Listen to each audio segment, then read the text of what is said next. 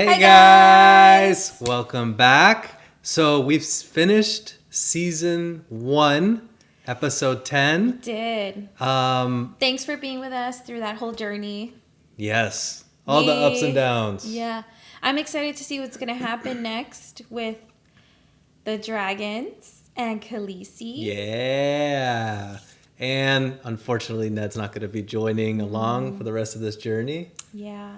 Or Khal Drogo. Or Khal Drogo. So we lost a few big people, but we are excited to dive into the history and lore. Yeah. Because we saw a lot of comments about it. So we did the poll. You guys answered. So we're doing it. Yeah. Thanks for being here. If you want to watch this with us, if you don't, you got to watch it anyway. No, thanks for voting. Let's dive into it. Let's see what this is about. Histories and lore. This answers Sounds questions. Cool. Yeah, I wonder if it's going to answer questions that we have. And I wonder how deep it's going to go into detail. Like, is it going to introduce the White Walkers and why they exist? Like, what's it going to talk about? I don't know. So Curious. I did just a little search on what Histories and lore is, and basically found that I guess at the end of every episode there was this little snippet of history. So there was a collection over all 10 episodes of season 1, and basically now this is a compilation of all of them put together. So for every season there's this compilation that is put together as well. So yeah, this is going to be really cool, and it's definitely going to dive us into a little more depth of Game of Thrones. So yes, we're going to get some more knowledge. Yes. The complexities. Let's do it. I love it. Okay, ready? Cool. Let's go. History and lore. Narrated by Bran. Yeah. Coming of man and the raising of castles and cities, there were only the children of the forest. Sweet. Little is known of them now, but it is said they were small in stature, dark and beautiful, and no taller than of obsidian. Their wise men were called green seers, and were possessed of a powerful magic. Oh. They worshipped nameless, faceless gods of the forest, stream, and stone. According to legend, it was they who carved faces in the great white trunks of the majestic Oh. The gods. red with sap and ever. The weirwoods. 12,000 years ago, the first men came from the eastern continent, crossing a land bridge called the Arm of Dawn. The two races sought an end to the years of horror and bloodshed. They met on a small isle in the centre of a great lake called the God. It was there they forged the pact. The first men would be granted dominion over the coastlands, the mountains, the high plains and the bogs, but the deep forest would forever belong to the children, and no weirwood tree would ever again fall to man's axe. Wow.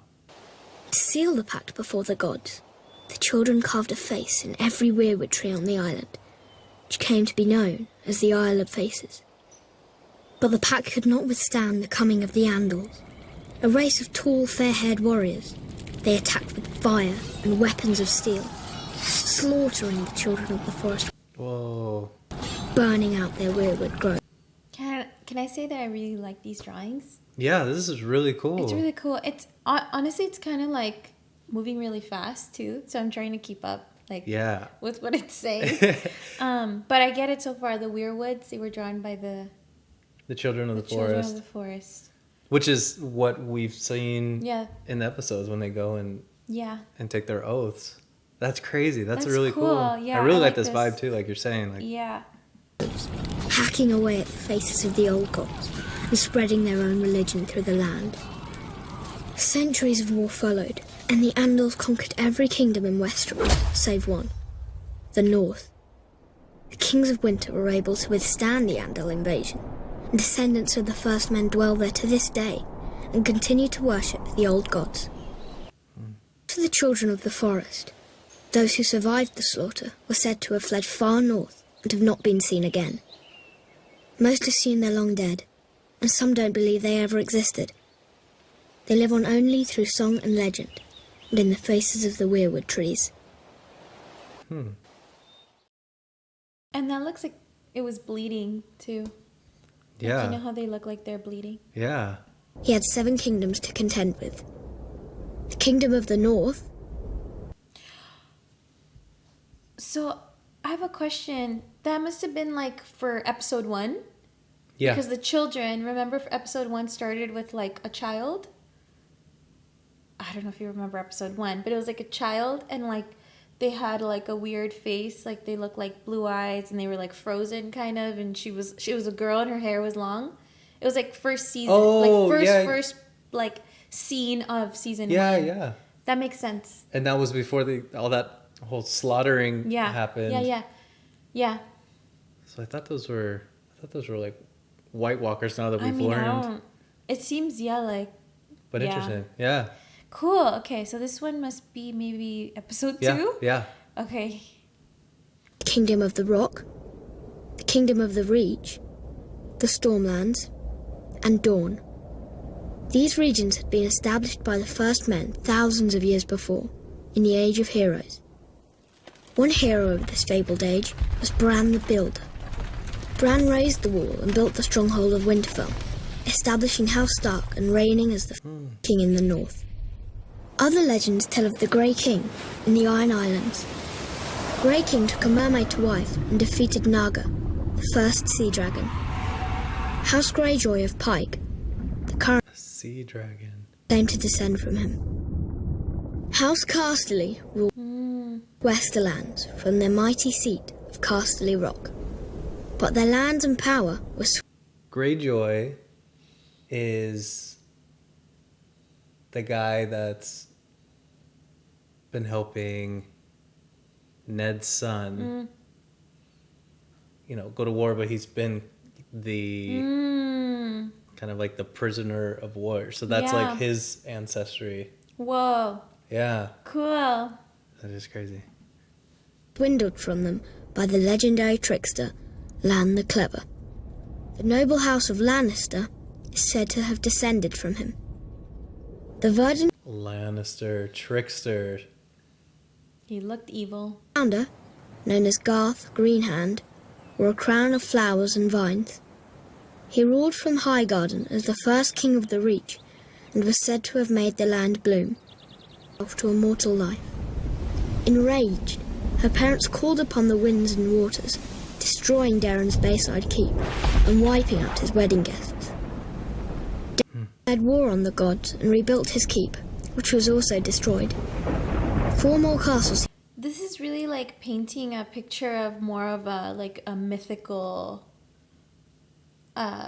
story for me. Like I think Game of Thrones felt very realistic for a few episodes, but then like things started happening, like the zombie came out, the dragon now, right? I feel like there's an element of like mysticism. Sure. Yeah, that absolutely. This is providing like more of a background for. Yeah. That I feel like.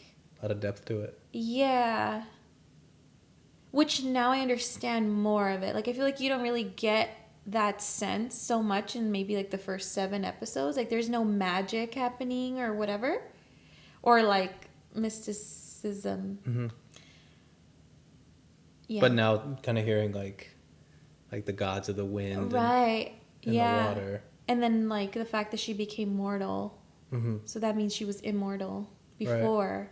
I wonder if there's going to be elements of that. So I feel like, in this world, this is the reality, right? Like, right. It sounds like mysticism to us. Our reality is different in this world, right? But in their world, all these things apparently are real. Okay. Cool. He raised, each stronger than the last. All fell to the power of the gods. But Darren's 7th castle, Storm's End, withstood the gods' rage. Darren became 7th castle. grief and reigned as the first Storm King. There are countless other tales from the Age of Heroes, too many to count. These histories weren't recorded in a book, but passed down from generation to generation through story and song. And while some of them may be dismissed as fairy tales, every one of the 7 kingdoms is defined by them. Wow. Valyria and the dragons. East of Westeros lies the smoking sea, where no ship dares sail. There are those who swear it to be demon-haunted, and who's to say they're wrong? Thousands of years ago, that a cataclysmic event occurred, destroying one of the great civilizations in history. The precise details of their origins are lost to us, but it is said the Valyrians were once a modest community of shepherds, tending their flocks on a small peninsula of the great eastern continent. One fateful day, in a volcanic area known as the 14 Fires, they made a shattering discovery. Dragons. Oh. Creatures with massive wings, sharp claws, and fiery breath. They were also said to have a deep-rooted connection to magic. In time, the were able to tame the beast. Harnessing their immense power, they established a city of wonder, unlike any before or since.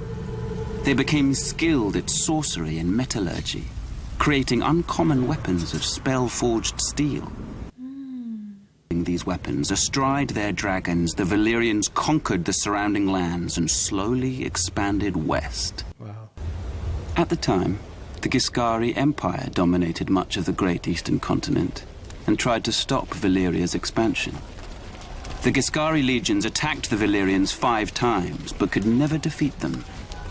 Finally, the Valyrians marched on their capital, Old Gis, and obliterated it, turning its streets and buildings to ash with dragon flame, and wiping the Giscari people and their culture off the face of the earth. Wow. The freehold of Valyria, as it came to be known, became the most advanced civilization in the known language, gods, and culture. The Valyrians' reach extended far and wide, covering most of the continent. Great cities were built and roadways paved, all of which led by sea. Every dragon was thought to be lost, as were the Valyrian spells, knowledge, and recorded history. Thus, the mighty empire collapsed. Wow. What caused this cataclysm? No one knows for certain. Some say it was a volcanic eruption. Others say the Valyrians' own sorcery got the better of them. In any event, the doom's devastation of the Valyrian people was total, with the exception of a small rocky island in the narrow sea. There that the Targaryens, the last of dwelled. They would lie in wait for another 100 years before unleashing the fury of the dragon on another continent, Westeros. Wow. That's so cool. That is super cool. The history of the Night's Watch. And now my watch begins. It shall not end until my death. I shall take no wife, hold no lands, father no children. I shall wear no crowns and win no glory. I shall live and die at my post. I am the sword in the darkness. I am the watcher on the walls. I am the That's the oath. that guards the realms of men. I pledge my life and honor to the Night's Watch, for this night and all the nights to come. Night, in the midst of this darkness, the White Walkers emerged from the far north. With The White Walkers. they waged war against the living, laying waste to villages and holdfasts, leaving terror and destruction in their wake. Zombie? The zombie. So it seems. Terrible loss. An alliance of the first men and the children of the forest managed to drive the walkers and their minions back into the frigid northern wastelands from whence they came. To prevent, Wow. the first men erected the Wall, a massive fortification 700 feet in height, stretching from the Frostfang Mountains in the west to the Bay of Seals in the east. It was a structure unlike any ever built. Indeed, some maintain it could only have been completed with the aid of giants, or using the powerful magic of the ancient children of the forest. Wow. Tried to guard and maintain it, and thus the Night's Watch was born.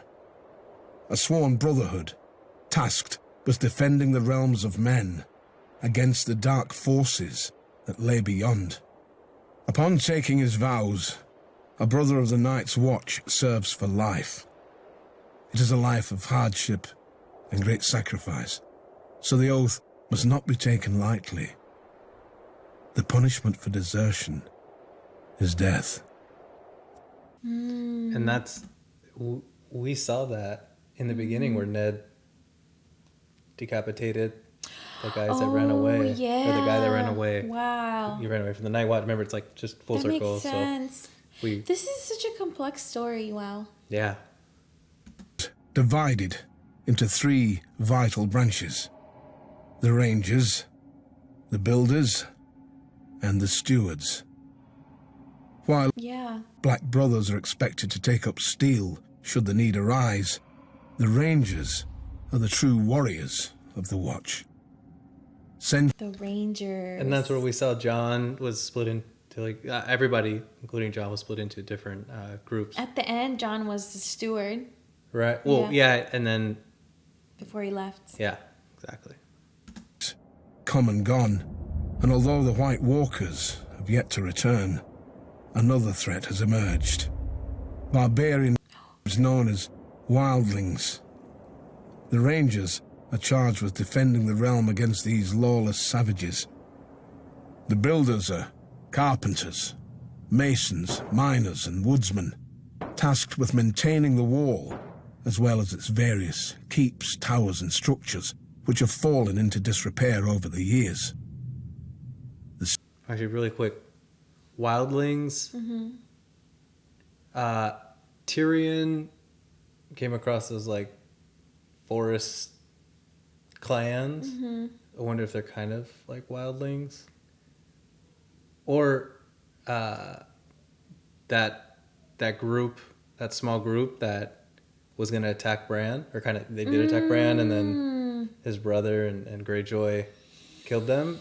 Must be wildlings.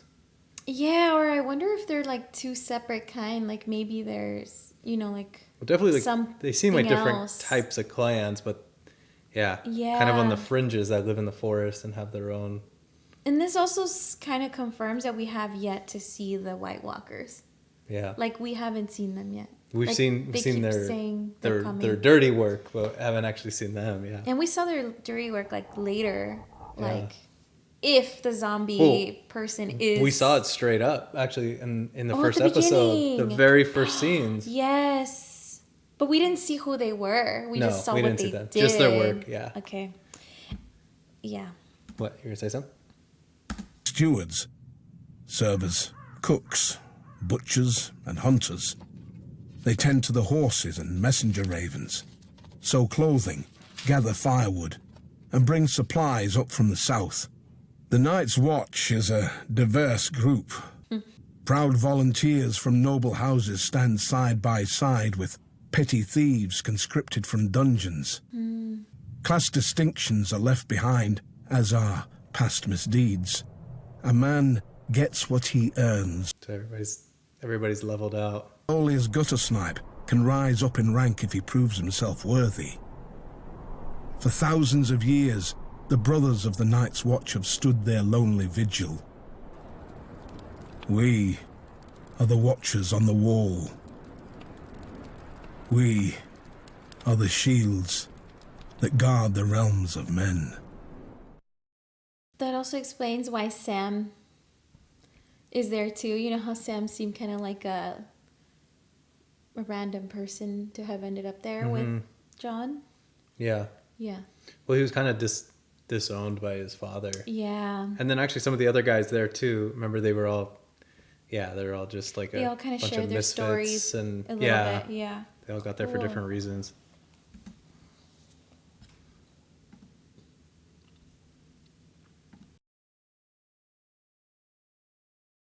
Master Luwin.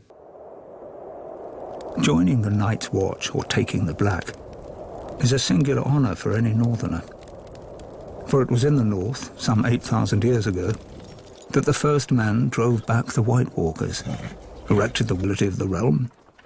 This view is not shared by the powerful houses of the southern kingdoms or their subjects.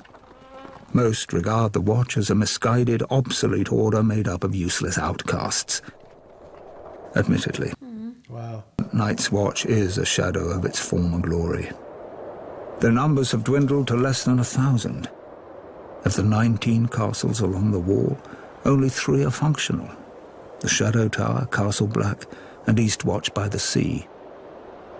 And the Watch's mandate to the wall has been abandoned entirely. There are barely enough resources to maintain it. Recruiting, Wow. known as Wandering Crows, scour the dungeons and slums of the realm in hope of finding men to fill the ranks. While there is still the occasional highborn volunteer, the newest recruits are almost entirely made up of lowly criminals. Thieves, rapists and murderers, sentenced to the wall as punishment for their crimes. The decline of the once fabled order is troubling, as the danger it guards against is all too real. While the White Walkers haven't been seen or heard from in ages, and may very well be the stuff of myth, barbarian tribes that dwell beyond the wall, known as wildlings, have been a menace to the north and its people for generations. At certain points, the disparate wildling tribes have united behind a single leader. So do the wildlings then interact with White Walkers? Like, they're living in the forest in the same areas or regions, right? Actually, I feel like I remember one of them saying that they saw the White Walkers. I think at one of the points when they came across, I don't know, maybe Tyrion. Tyrion's always out there. Not But, there. like, He's not there. I mean, he's out there like Oh, not like meeting exploring, people, but, like out in the streets. going He's got his from- ear to the streets. No, going from Catelyn's sister's Oh, palace. yeah. He was walked to like I don't know Yeah. where, and then he ended up. Yeah, To get all that to the camp and then where they his father came was. across some, and then they like said, or I don't know if it was Tyrion, it was someone, and they were like, So "We saw the White Walkers" or something. So I recall, well, in the beginning, the first, scenes, and then Ned beheaded the guy Yeah. that ran away because he saw what the White Walkers did, and then the girl that was part of that like clan or that group, I'm Osha? assuming maybe Osha. Wildlings. That's yeah, I right, think Osha. she's a wildling. But she said like, A king beyond the wall, and attempted large-scale attacks against the realm. But thanks to the resourceful and courageous men of diminished numbers and a lack of widespread support, will they be ready?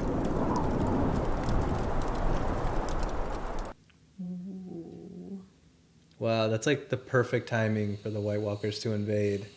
When there's a lot of like not cohesive support. Beneath the icy ground and spread darkness and Tywin Lannister.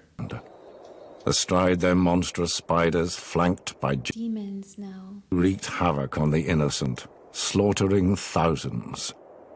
All hope was lost until the fearless warriors of the first Night's Watch drove them back into the wintry mountains and built a magic wall to keep them from a beggar or a rapist or a village idiot.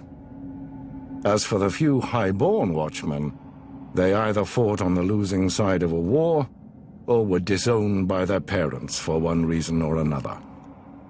Those who persist in the Night's Watch Was that John? Sam. kingdoms need protection, John too, because he's a bastard. but there's little to fear from those primitives. They're a nuisance, but not sophisticated or powerful enough to be a significant threat to the realm. And any talk of White Walkers returning with their armies of the dead and their giant spiders and their snarks is just that. Talk.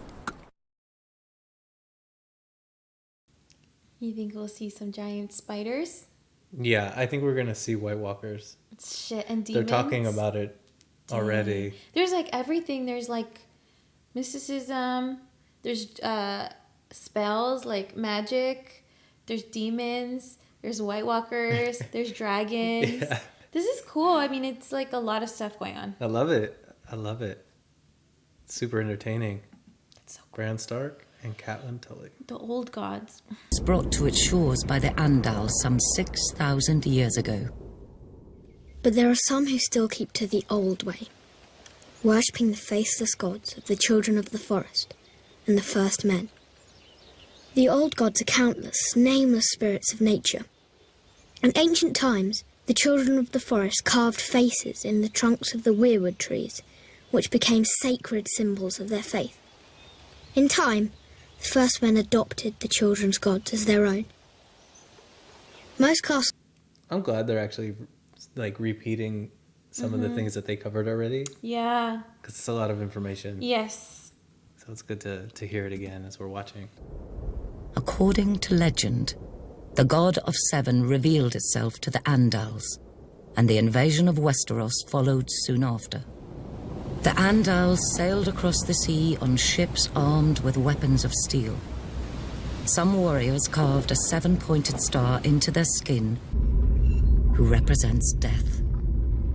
The faith is highly organized and deeply influential in Westerosi politics and culture as the official religion of the monarchy. Worshippers gather in temples of the faith called septs. The seat of the faith, The stranger. sept of Baelor, Baylor. That's really cool. Oh, wow. standing. Still, in the north, where descendants of the first men dwell, worship of the old gods continues to this day, and the sacred faces of the weirwood trees keep close watch over the faithful. Wow. The Field of Fire. Robb Stark. The ascension of Aegon Targaryen was confirmed, and the fate of the Seven Kingdoms sealed on the Field of Fire. Kings Loren Lannister of the Rock and Mern Gardner of the Reach stood against Aegon's invasion. They commanded a united force of 600 banners, 5,000 mounted knights and 50,000 men-at-arms. Aegon's host was vastly outnumbered, and when the army of the two kings charged, the invaders turned heel and ran. Andal might was no match for Dragonflame. When Aegon unleashed all three of his dragons, 4,000 souls were horrendously burned alive, Whoa. Whoa. King Mern among them. Realizing all hope was lost, King Loren surrendered.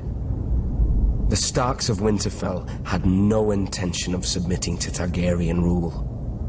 They had reigned as kings in the north since the days of the First Men and were determined to resist the Targaryen invaders, just as they had resisted the Andals. Wow. 4. King Torrhen Stark led his army to the Red Fork just east of Riverrun, hoping to succeed where Lorne and Mern had failed. But when Torrhen saw the size of Aegon's now mighty host, along with his monstrous dragons, he knew he couldn't subject his followers to the horror of another Field of Fire. He bent the knee and swore fealty to Aegon, who allowed the Starks to maintain their lordship over the region as Lords Paramount and Wardens of the North. Wow. Question: Torrhen Stark saved thousands of lives that day. He was ever after known as the king who knelt. I feel like that's like a full circle, or maybe that's like a continuous path of the Starks, of like making sure they take care of their people. Like we just saw that Ned did that. He sacrificed his life For his daughters. Yeah, for his daughters. Kids. Didn't say what was really happening. I mean, he sent the messages he lied. with Raven, but yeah, he lied, but put himself as a sacrifice to protect his daughters, and then Makes me wonder if anyone else of his blood will do something like that. So it just seems It's like in there. it's like Like part of their Rob. legacy. Yeah, like Rob. That's what they do. Wow. I mean, Or like Arya.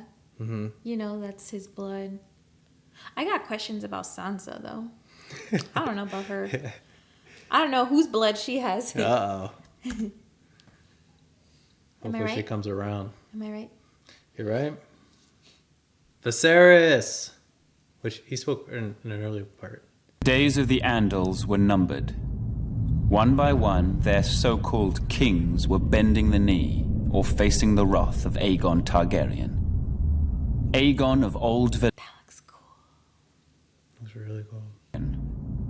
After defeating the Iron Men, So, I have a question. Are those baby dragons gonna get big like that? Yeah, I'm assuming She's gonna have 3? they're gonna be humongous.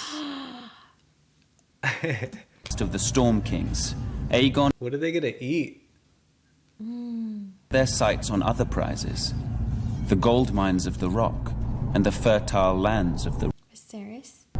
King Loren Lannister of the Rock and King Mern Gardener of the Reach foolishly thought their combined armies could beat back the Targaryen host. Rode forth together, their proud banners flapping in the wind, and faced off against Aegon in a vast golden field of wheat. The two kings commanded a massive force of nearly 60,000, Wow. and it appeared the day was theirs. Until Aegon unleashed all 3 of his dragons for the first and Three dragons. So 3 dragons can take on 60,000 men, Wow. and that's Burn it what all down. that's what Daenerys says. each beast was named after the Valyrian gods of Aegon's forefathers. Visenya rode Vhagar, whose fiery breath could melt armor. Visenya. Rhaenys rode Meraxes, whose jaws were big enough to swallow a horse whole. Greatest of all was Balerion the Black Dread, with fire dark as night and wings so huge whole towns were covered in shadow when he flew overhead. Wow. This magnificent creature was ridden by Aegon himself. 4,000 men were bathed in glorious dragon flame that day, on what came to be known as the Field of Fire. King Mern was he wisely bent the knee. Aegon spared Loren's life, and the Lannisters were made lords paramount of the Westerlands and wardens of the West. After his triumph on the Field of Fire, Aegon's conquest was assured.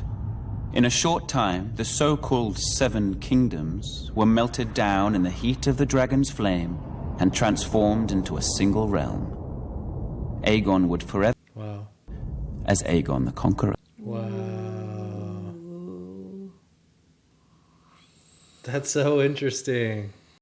In the far Aegon. Westeros, at the mouth of the river Honeywine, lies the great stone city of Old Town. And that was the story that Viserys was saying previously when he was telling that girl in the tub. As maesters.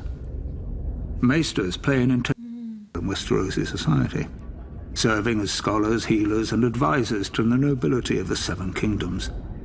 This venerable order of learned men dedicate their lives to serving the realm, and are sworn to occupy a neutral position when it comes to power and politics.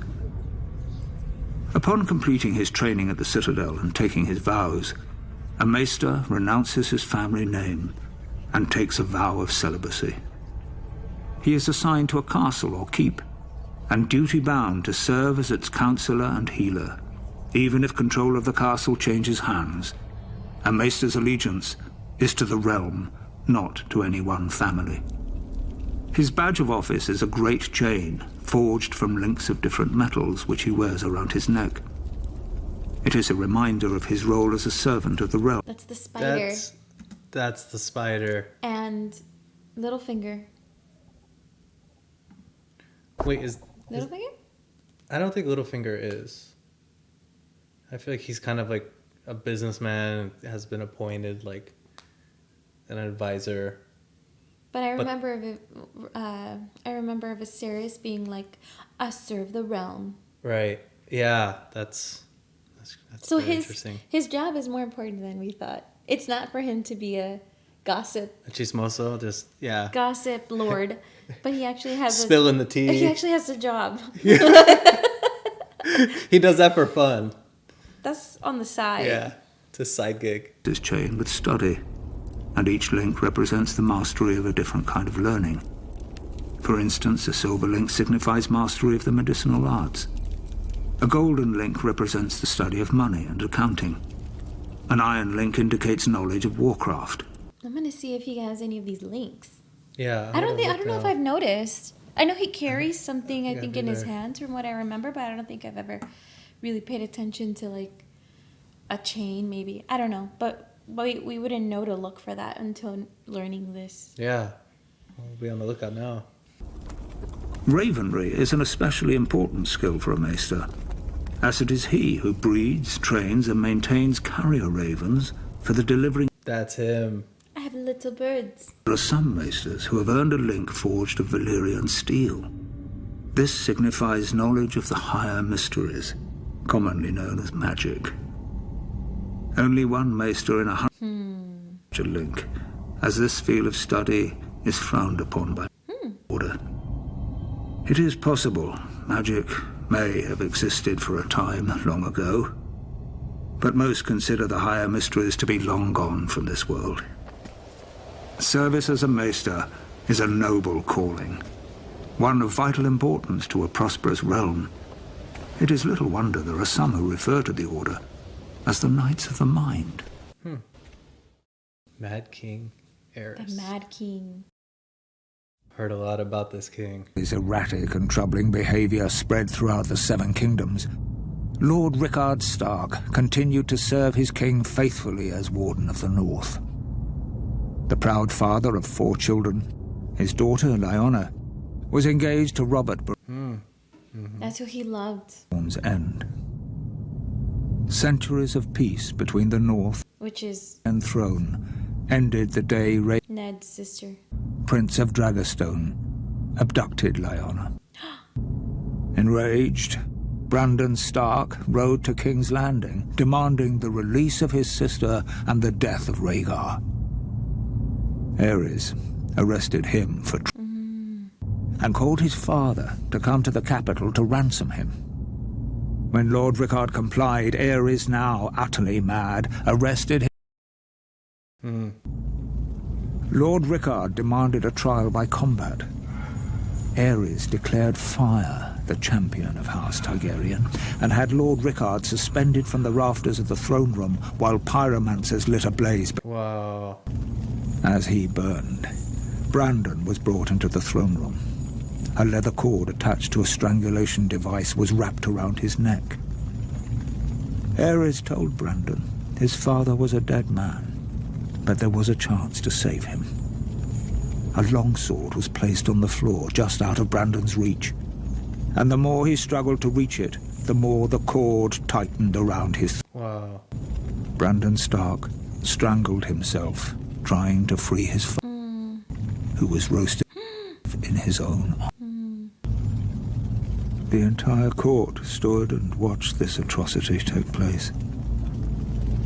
Sir Jaime Lannister and the Kingsguard among them. The Mad King was reported to have laughed hysterically. Instead, Lord Aerin joined houses Stark and Baratheon in rebellion. Robert vowed to kill Rhaegar Targaryen and get his beloved Lyanna back. Wow. I mean, we kind of heard stories about that, but That's why that was putting all the he pieces also together. wanted, like, that's why he really wanted to kill Daenerys and the baby. Right? 'Cause they're part of that. Because they're part of that. Yeah. But also because when they did the rebellion, you know, they disappeared. They fled. So his fear was also they're going to come back to, like, attack, right? Like, let's get rid of them once and for all now. Wow. Aerys Targaryen was the last of his name to Mad King Eris. throne, known far and wide as the Mad King. So, just double checking, Aerys Targaryen is Daenerys' dad. Maybe like grandfather. Oh, okay. We'll find out. I feel like she says, like, I am daughter of Aerys Targaryen, Oh, maybe the she last is then. of the... I don't know. Yeah, maybe. I don't know, maybe. that is. We'll find out here, I'm sure. Of him and his kind. Oh, he may have appeared to be a capable ruler at first, But that was due in no small part to his counselors, led by the hand of the king, Tywin Lannister.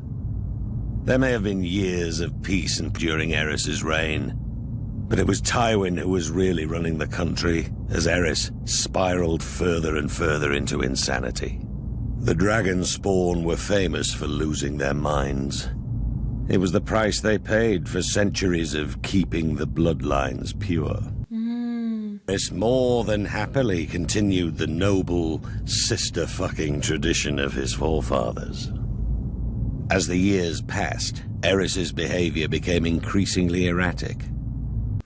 But himself so often on his iron throne, many referred to him as King Scab, though never to his face. It was rumored he had developed an obsession with wildfire and was known to inflict horrific punishments on those he considered enemies, including burning them alive. As his paranoia and bloodlust grew, he had a bitter falling out with Lord Tywin, who had served the crown. Daenerys did that. Is she gonna go crazy and lose it? Wow, I wonder if that's like foresight. That's a good call. Crown faithfully for 20 years. At least Tywin was able to leave the job with his life and fortune intact. Subsequent hands of King Aerys weren't so fortunate. Then the Targaryens went too far. The Crown Prince Rhaegar abducted Lyanna Stark, daughter of Rickard Stark, the Lord of Winterfell. She was my betrothed. She was my beloved. Beautiful and spirited woman, and I loved her more than life itself. Rhaegar went south with Lyanna, safe return. Instead, Aerys had him executed, his father, Rickard Stark. There wasn't much left to discuss after that. Right. Aerys feared their loved ones would seek revenge for what he did. He was right to be afraid. As children, Baratheons, Starks, and Tullys all called their banners. Once Rebellion began, the Mad King's days were numbered.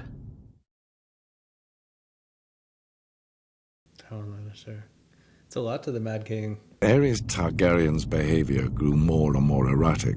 The task of ruling the Seven Kingdoms fell to me, Tywin Lannister. I had served Aerys for nearly 20 years, ruler of Westeros. When the king was given this information, he had Ilyn Payne's tongue ripped out with hot pincers. It was my desire to unite the House.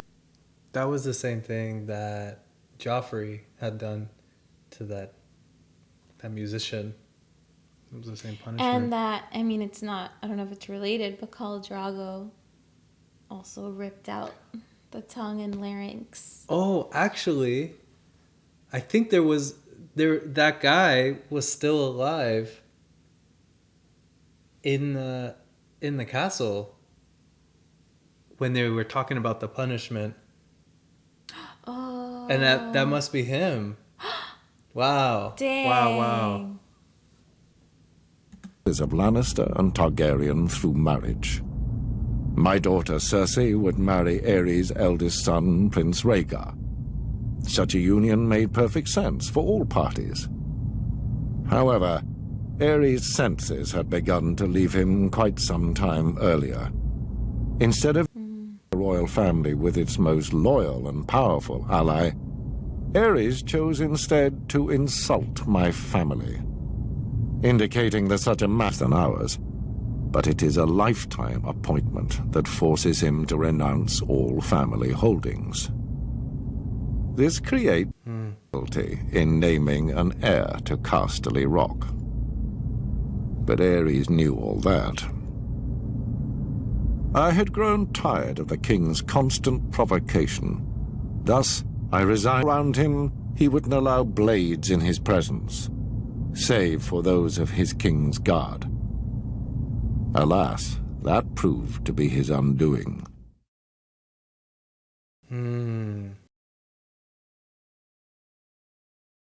The Targaryen dynasty united the Seven Kingdoms and lasted nearly 3 centuries.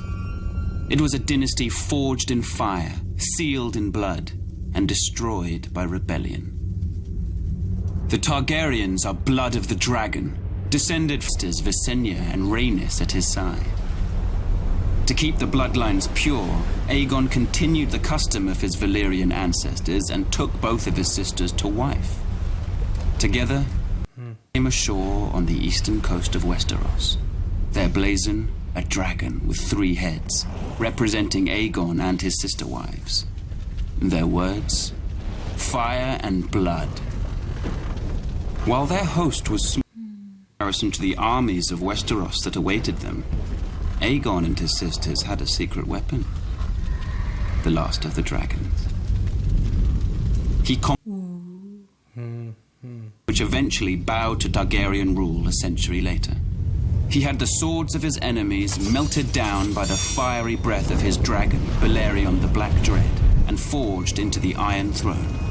Wow. Oh. That's cool. Landing was built on the eastern coast, where Aegon and his sisters first came ashore. And Aegon ordered the construction of a royal castle on its highest hill, the Red Keep. 300 years, the Targaryen dynasty stayed strong in the face of rebellion, civil war, and plague. But the line of Dragon King surviving members of the storied Targaryen dynasty are myself, Prince Viserys, rightful King of the Andals and ruler of the Seven Kingdoms, and my sister, Daenerys. Yeah. Not for long. Cities of the East by loyalists. Here we have lived in exile ever since. Dreaming of a day when we will cross the narrow sea Come back. and take back my father's throne. Wow. Well, Viserys didn't make it, but Viserys didn't make it. He wasn't the real one. but Daenerys is gonna be on her way. Yeah. She's real deal. Curious to know With if 3 she's- dragons. Yeah. Full circle, I actually. wonder if they'll have the 3 names, the same names. Wow. This is cool. The second. You think it's getting dark in here? Yes.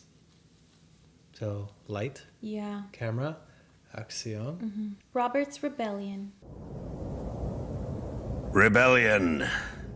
The crimes of House Targaryen were too heinous to go unanswered. I called the banners of Storm's End and rode out in force against the Mad King and his minions. Minions. Battle. Our first victory occurred at Summerhall, where I faced off against an army of dragon loyalists and won 3 battles in a single day. Wow. In one day. 7 hells, that was a glorious day. We tried to take Ashford Castle in the Reach, but the Tyrians searched from house to house for me. The combined forces of Ned Stark and the Tullys swept into the city. Wow. Gods, what a day that was. It's now known as the Battle of the Bells. I've heard him talk about that. Calmed the Mad King's forces and sent them scampering back to Wow. Aerys' son, Rhaegar, who started the whole damn thing, finally emerged from fork of the Trident River. Rhaegar commanded the royal host, which was some 40,000. I wonder if that was the same river or a similar river where they captured Jaime. I think it was. Yeah. Robb Stark. I think it captured was, yeah. And his army. Yeah. Strong. My forces were outnumbered by nearly 5,000 men. But that didn't matter. I fought with the fury of 10 men, raining blow upon that vile prince before burying my warhammer in his chest. Armor broke free, flinging them into the street. This is good. This is really good. Thanks for the suggestion. The royal army shattered. I wouldn't have known about this otherwise. Yeah, we got little pieces of it in the first 10 episodes. And was unable to ride. I sent Ned Stark to the capital to face the Mad King and make him pay for his crimes.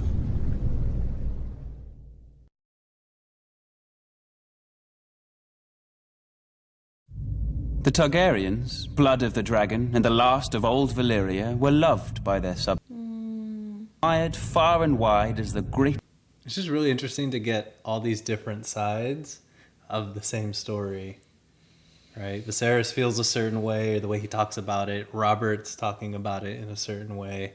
Like, it's just interesting. Everybody has their different viewpoints of and accounts of what happened. Targaryens. Was it not Aegon the Dragon himself who elevated the bastard Orys Baratheon in the War of Conquest? And what of the Starks, the Lannisters, the Aarons of the Vale? All had been spared and stole the usurper's lady love. They say my father, King Aerys, murdered Rickard Stark and his son without just cause. Whether these charges are true or not, it doesn't matter. The dragon answers to no one. His good name has been besmirched in the years since the rebellion. He's been called a dangerous madman, a monster, a tyrant that brought his tragic end. It was there the valiant Rhaegar met Robert in single combat, but the gods betrayed him, and he perished by the usurper's hand. He's in denial, huh? The Field of Fire had marked the end of the Andal centuries before. The Battle of the Trident seemed to herald the end of the Dragon Kings. When word reached the capital of my brother Rhaegar's death, my father Aerys moved to protect me, as I was the surviving heir to the throne. Baratheon was born in the Wars of Conquest, when Aegon the Dragon invaded Westeros. Aegon sent his commander, Orys Baratheon, to take Storm's End. Argilac the Arrogant, the last of the Storm, officially left the safety of his stronghold and met the Baratheon warlord in open battle. Argilac was soundly defeated, and Orys took his lands, his holdings, and his daughter. This was said to be a half-brother to Aegon Targaryen. If this were true, a little blood of the dragon mingled with that of the stag in those days. The Baratheon is Storm's End, a legendary keep raised in the Age of Heroes. It overlooks Shipbreaker's Bay, where legend has it that Durin, the first Storm King, raised the keep with the aid of Bran the Builder of House Stark, forging a centuries-long connection with the Stormlands and the North. Baratheon, Stark, Jon Arryn and the Tullys, united in rebellion against Rhaegar and his father, the Mad King. We were victorious and took the Iron Throne. That bit of dragon blood in my veins came in well, as it made me in relation to the Targaryen dynasty blood of my long-lost ancestor, Orys. I took it. I sit on the Iron Throne. I rule the Seven Kingdoms from the keep. So, like, in a way, the Targaryens were conquered by a distant relative of themselves, right? Like, so he's Full taken circle. it from, yeah, it's interesting. So they're still in. I mean, the Targaryens were reign. definitely in the wrong with... Rhaegar was in the wrong for kidnapping Luana. yeah, Lorana? Robert's wife-to-be. Lyanna? That's crazy, Lyanna. Yeah. I mean, it kicked off that whole thing.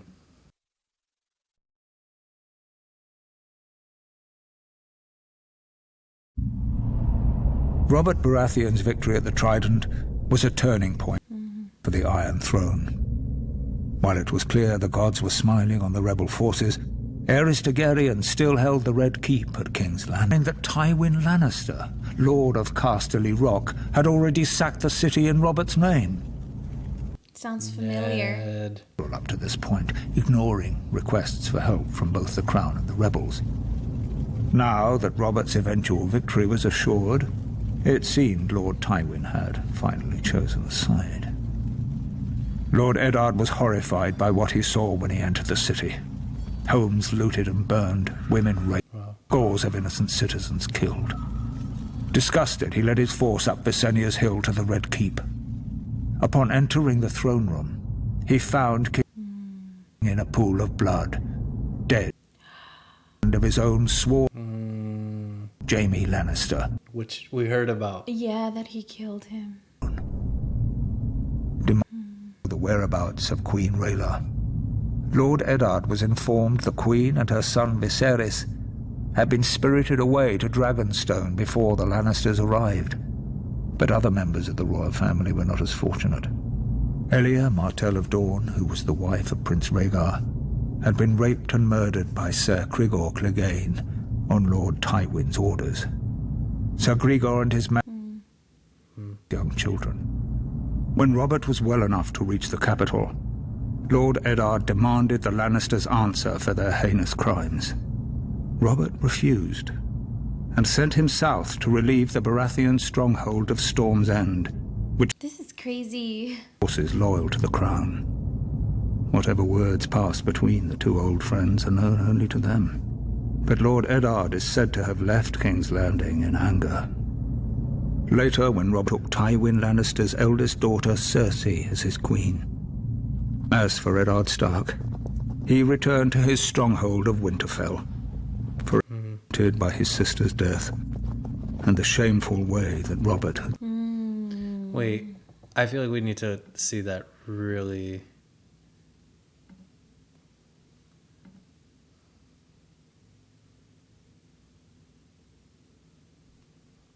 I gotta rewind that really quick. found King Aerys lying in a pool of blood, dead by the hand of his own sworn King's Guard, Jaime Lannister. Who, Jaime was the only one that could have a sword because of the King's paranoia. Demanding to know the whereabouts of Queen Rhaela. Lord Eddard was informed the Queen and her son Viserys had been spirited away to Dragonstone before the Lannisters arrived. But other members of the royal family were not as fortunate. Elia, Martell of Dorne, who was the wife of Prince Rhaegar, had been raped and murdered by Ser Crigor Clegane. Sir Crigor Clegane. I feel like we know Okay. him, right? I Like think he's so. yeah, I know. And it was by Tywin Lannister's orders. Let me actually, I want to tell like one more time. Members of the royal family were not as fortunate. Elia, Martell of Dorne, who was the wife of Prince Rhaegar, had been raped and murdered by Ser Crigor Clegane on Lord Tywin's orders. Sir Grigor and his man had also butchered Rhaegar's young children. When Robert was well... Oh, so the wife of the prince, remember, Rhaegar. was supposed to marry... I'm sorry, the prince was supposed to marry Cersei. Oh. And then he took a different wife, and Tywin Lannister felt like, oh, well, we're beneath you, like our, my daughter's beneath you. So He when sent this her happened, to get killed. he summoned her to be killed, Wow. and that was just out of spite. Yeah. on Lord Tywin's orders. Sir Grigor and Dang. also butchered Rhaegar's young children. When And he killed the children. Robert was well enough to reach the capital, Lord Eddard demanded the Lannisters answer for their heinous... Ned also wanted the Lannisters to pay at that time for their spiteful acts and for the murder. And Robert refused And what? Robert refused. And that came back to haunt Ned. Damn. The death of Ned was at the hands of the family, But because of honor, which honor is stronger? Honor stronger, yeah. stronghold of Storm's End, which was still under siege by forces loyal to the crown. Whatever words passed between are known only to them. But Lord Eddard is King's Landing in anger. Later, when Robert was crowned, he appointed Jon Arryn as Hand of the King. Lord Arryn's first order of business was to broker a truce with the Martells of Dorne, who were outraged at the murder of Princess Elia and her children. Following the death of Lyanna Stark, who had been betrothed to Robert, houses Baratheon and Lannister were joined in marriage when the new king took Tywin Lannister's eldest daughter Cersei as his queen. As for Eddard Stark, he returned to his stronghold of Winterfell, forever haunted by his sister's death and the shameful way that Robert Shameful. Wow. And then Robert married into the family. Like, oh, man. No one was foolish enough to believe that Aerys was Shame. over peacefully. The Mad King's reign needed to end. What Tywin Lannister's forces did was unfortunate, but it was necessary to secure the Iron Throne and bring peace and justice to the Seven Kingdoms. My glorious victory at the Trident left me wounded, but I sent my personal maester to attend to Sir Barristan Selmy instead. Even what happened to Princess Elia and her children. Babies or no, theirs was the same cursed blood that flowed within the Mad King's veins. They were dragon spawn and couldn't be allowed to survive. What would they grow to be? Loyal subjects? His damn northern honor. He and I had our first major fight over the deaths of the Targaryen children. Ned called it murder. You said that. War. It was war. Lord Stark demanded that the Lannisters be held responsible for their crimes. Was it a crime to put an end to a family of lunatics born of incest? I wouldn't and still won't blame Tywin. Instead, I sent Yes. to finish off the remaining Targaryen. Yes! Stark's death that reconciled us. Wow. Ned had lost his sister. I had lost my betrothed and beloved. I hate even more that Ned died. By the Lannisters! I know. And it kind of feels I'm so angry. it feels like That's fucked up. Robert When are the Starks gonna win? Robert had enabled yeah. the Lannisters to do that, and that I feel like planted a seed that then had later bloomed into his death, Actually. as well as Ned. Damn. And who knows what else is to come, but like, wow. And war now. We shared that sad bond together, Ned and I. Through it, our friendship was made strong again. As for the Mad King's surviving heirs, those that were able to scurry away in the face of my fury now live somewhere across the narrow sea. They had best stay there. If they ever set foot in Westeros again, they will face the King's justice.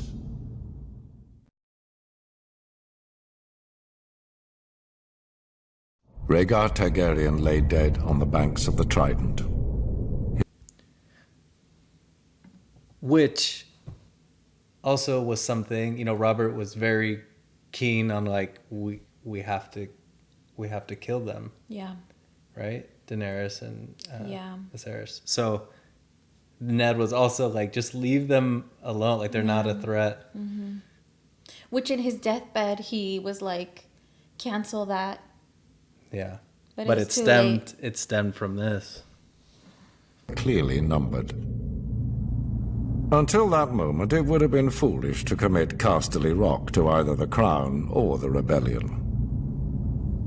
What would our family have to gain in supporting a raving madman? Or in entering a crusade to put Robert Baratheon on the Iron Throne? But chaos benefits no one.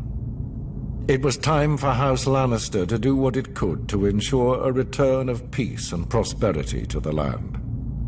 I, Tywin Lannister, brought 10,000 Lannister troops to the gates of King's Landing in order to bring the bloodshed to a quick and decisive conclusion. Yeah, right. For months begging for my support to end the uprising. In a way, his pleas had been answered. As I had suspected, Aerys opened the city gates and welcomed my men. Our plan was clear. Crush Aerys' remaining bannermen and remove the remnants of the royal family as quickly and efficiently as possible. Any alternative meant years of further war and a fragmented 7 kingdoms. Our means were bloody, but the results speak for themselves. As for Aerys, it is true he met his fate at the hands of my son. Aerys had kept Jaime close during the rebellion, thinking himself clever in keeping my son as a hostage, should I decide to pledge support to the rebel cause. This proved to be his greatest mistake. For when the time came, Jaime did his duty as a Lannister and drove his sword into the Mad King. With that, Robert Baratheon's crown was secured. The new king recognized our role in his ascension to the throne, just as he recognized how useful the might and riches of Casterly Rock would be if he wanted to keep it. To that end, I offered my daughter Cersei as his queen. Had Aerys not spurned this same offer years earlier, perhaps things would have worked out differently. With Robert and Cersei crowned as king and queen of the 7 kingdoms, it was a new day. The dragon was vanquished, and the 7 kingdoms would thereafter belong to the stag and the lion. The sack of King's Landing. Viserys.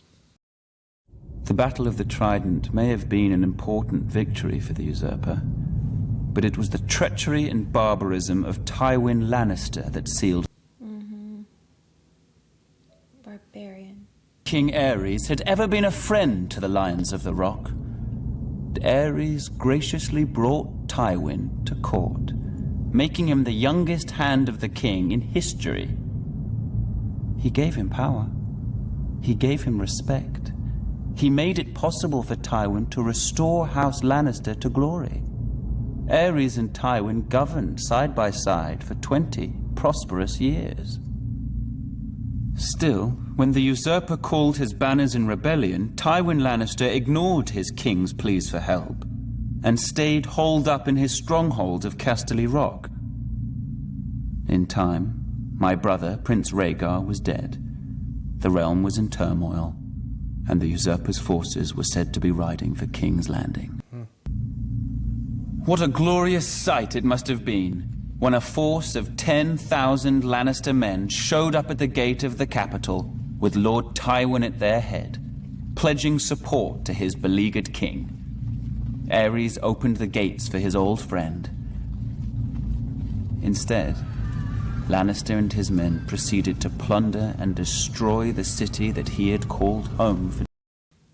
You know, that viewpoint is pretty much like the same thing when Robert had died and Ned was in that royal room, and then basically that army that was supposed to support him all of a sudden turned, and yeah, pretty much seems like there's a lot of patterns that occur. It's like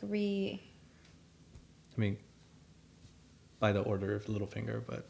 Jaime Lannister, son of Lord Tywin, proved every bit as treacherous. He killed my father, the king, at the foot of the Iron Throne. The Lannisters entered the Red Keep, and Tywin ordered the deaths of the rest of the royal family. It is said Princess Rhaenys was found cowering under her father's bed and put to the sword. She was only a child. As for Rhaegar's widow, Elia, she was forced to watch as Lannister thugs dashed her baby son's head against a wall before being raped and murdered herself.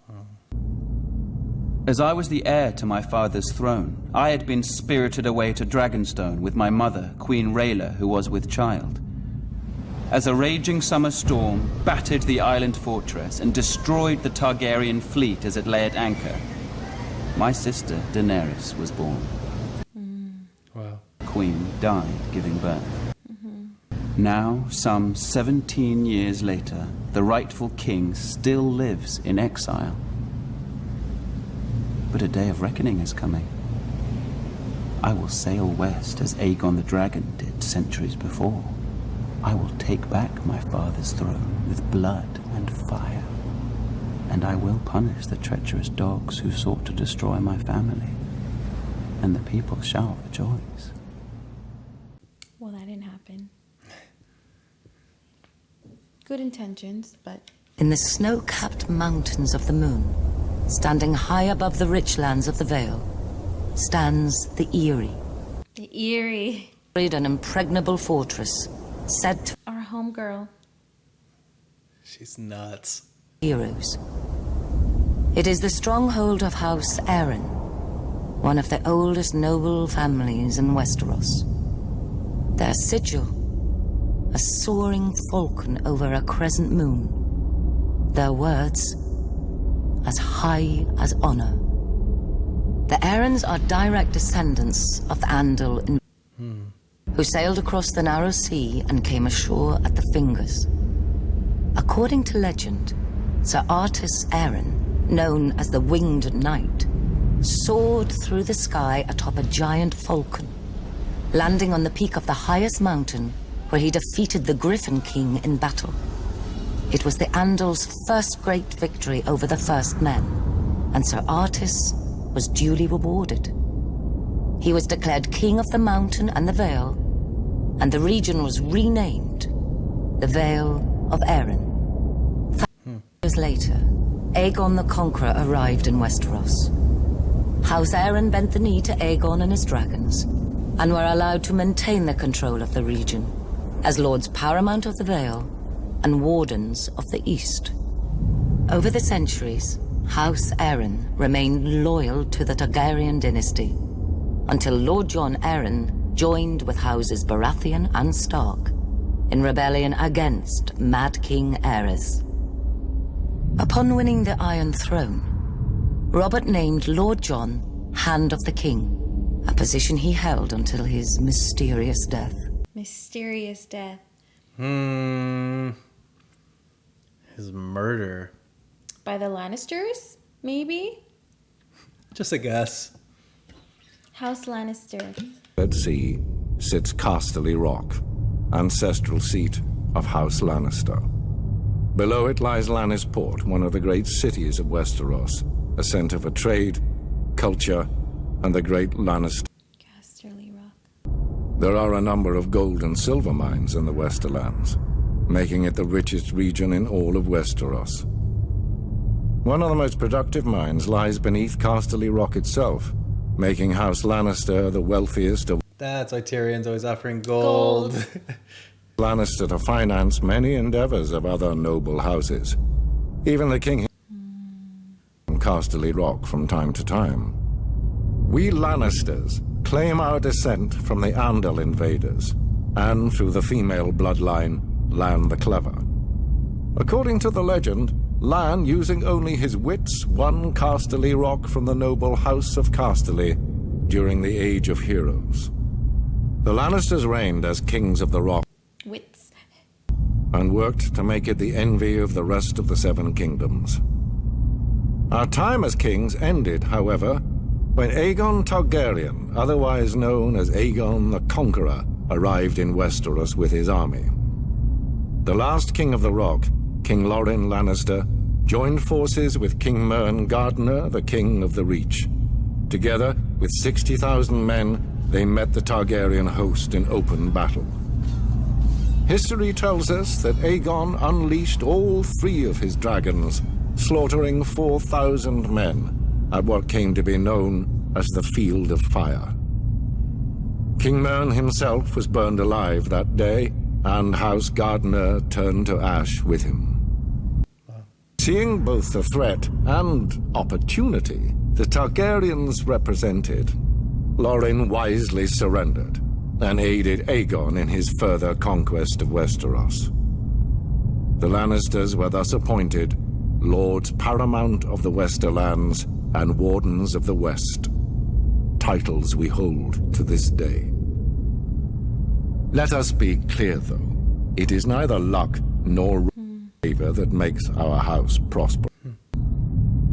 There have been times in our history where some have thought us weak, lazy, or opulent. Father, Titus Lannister, nearly bankrupted our house with his poor investments. and allowed himself to be mocked openly at court. When our vassal, the Rains of Castamere, dared to rise up against the Lannisters, they learned how dangerous it can be to taunt a lion. I, Tywin Lannister, led the assault on Castamere to put down this rebellion. I made an example of them, to anyone who doubts our might. They even made a quaint song about the fates of the Rains of Castamere. Sadly, there are no Rains left to hear it.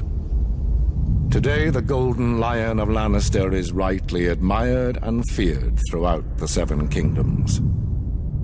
Our words are, "Hear me roar." But there are other words that should be remembered when crossing a Lion of Casterly Rock. A Lannister always pays his debts. That they always pay their debts. Lannisters always pays his debts. The Starks of Winterfell trace their descent. They always pay their debts, but they've got a lot of debt. They killed Ned. How you pay that one? And King all Robert. that, yeah. Yeah. And all this history of all the other killings. Well, and the Targaryens are So when are they going to pay coming for back that? with their lives. We'll find They're- out. Yeah. Season 8, Who 9, knows? 7, Well, there's I don't know. 8 seasons. Shoot, it better be season 2. Better be this next episode we watch. Man. Season 2, episode 1. Yeah, they're going to pay with their lives. In the aftermath of the Long Night, helped establish the Night's Watch. Legend has it he enlisted the aid of giants. Hodor? Hodor. That's his fam. Mighty wall, which has protected the realm for generations. He went on to build the ancestral seat of Winterfell and reigned as the first king in the north. The Starks reigned as kings for thousands of years, even withstanding the invasion of the Andals. As the southern kingdoms fell and the children of the forest were driven away, the north stood strong, maintaining its religious customs and its way of life. Eventually, the reign of the Kings of Winter came to an end with the coming of Aegon the Conqueror. After Aegon and his dragons destroyed the combined armies of the Reach and the Rock at the Field of Fire, King Torrhen Stark bent the knee and swore fealty to the Targaryen dynasty in order to spare the destruction and his people. He was forever after known as the King Who Knelt. As a reward for his submission, Aegon named Torrhen Lord of Winterfell and Warden of the North. The Starks take great pride in their history and traditions. It is one of the few noble houses which the old gods. A sacred weirwood tree looms large in Winterfell's Godswood. Godswood. Its ancestral sword, Ice, was forged in ancient Valyria and has been the generations. House Stark remains steadfast in its support of the Night's Watch, even as the once illustrious order has fallen on hard times. Much like their sigil, the Grey Direwolf, House Stark is the stuff of legend in the north and throughout the Seven Kingdoms. And their family words, "Winter is coming," Serve as a reminder of their beginnings in the wake of the long night. Oh. Winter's coming. Winter's coming. So that's like that has to do with the Starks. Yeah. It's like their beginnings, but it's also now where we're at currently with the story. Okay, I can't wait for winter to come. Right? Sounds intense. Well, maybe then they'll get some like vengeance. So I feel like last time, from what we're gathering, last time there was like the winter. It seems like that's where the White Walkers had. Well, had there are been some bad things that come in with large the winter, numbers and- but Yeah, there's some bad things that come with winter. good things too, maybe. Well, Well, that was actually really, This was really really informative. good. It was really cool. Like, I mean, yeah. so much more context Yeah. to the history. And I mean, we've heard some of these pieces throughout the 10 episodes. Yeah, when there's like dialogue. And even in the comments, Yeah. some of y'all will like explain in the story, but this actually provides more context too. I'm imagining that the books are that much more detailed. Sure. Though, like, you know, this can only capture maybe some snippets. of the history, but it's definitely very complex. So cool though. Like Yeah. I love that they retold some of these stories multiple times. Through the voices of others. Yeah, different voices, different viewpoints, and opinions. And so that really helps understand where each of these characters are coming from, why they're doing what they're doing, of course. So much of their personal experiences, yeah. Yeah. But Explain. we kind of made a comment earlier, through watching this, but the craziest part feels like Ned had wanted to hold the Lannisters accountable for then. the way they like went through King's Landing and like were raping and pillaging and destroying Even like innocent children and and he they're wanted just, them like, to be ruthless. accountable.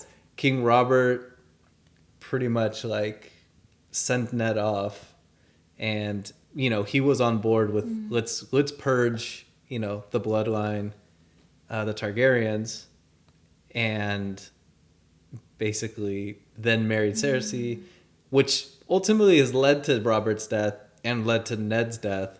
And Ned tried to call them out. We found out this information of what's going on, and that Joffrey isn't King Robert's son, and again wanted to be honorable in the way that he was doing that process, which ultimately led to his death. yeah. But word is out. It's gonna come out. It's gonna come out. I mean, And people know. the Lannisters will pay their debt. Oh yeah, They took Ned. We're here to watch that. Can it happen sooner than later? Might be with the 3 dragons. I think so. Oh, that's another one too. So Daenerys has 3 dragons. It seems like We saw the Aegon the babies. Conqueror had 3 dragons. So Yeah. it seems like there's a lot of Some patterns. like repetition of stories, yeah. A lot of parallels. Maybe it's like karma or something, like until the story is paid, or until the debt. the debt is paid, yeah. Wow. And the like fairness is met. I don't know. I hope so. We're seeing a lot of unfortunate things so far. Yeah. So we'll find out. Maybe like through John or through Rob. Arya. Yeah. A lot of these. Who knows? Debts. Possibly Sansa may come. I don't know about her. She's now seeing. Yeah, that's true. Actually, with what Joffrey, Joffrey's really about. I mean, she's been seeing it. So. And the way he's like turning into a mad king. Yeah, he's nuts. He's losing it. He's nuts. And that may be also because his bloodline, right, is of incest. So he's like. Well, no, he's a Lannister. I mean, yeah, he's a Lannister. From Cersei and Jaime. Oh, yeah. And then they're from, yeah, the bloodline. Yeah. And even Cersei said. So he's losing it because he's from incest. Wow. I don't know. Maybe. That might have been a clue of what's to come. Wow. Yeah, good catch on that. Cool. Thank you guys for joining this video. That was really good. Thank you for all of your recommendations. Thanks for voting on our poll. To suggest to watch this because that was really good. Yeah. I wouldn't have otherwise watched it. And thanks everyone for your comments too. Wasn't even aware of this. Yeah. Actually, so yeah, thank you everyone. Thank you for voting. Thanks for being here. Catch us for season 2 because it's about to go down. Yeah. The Lannisters are going to go down. I hope so. I can't wait. Can't wait till they pay their debts. Catch you on the next one. See ya. Bye. Bye.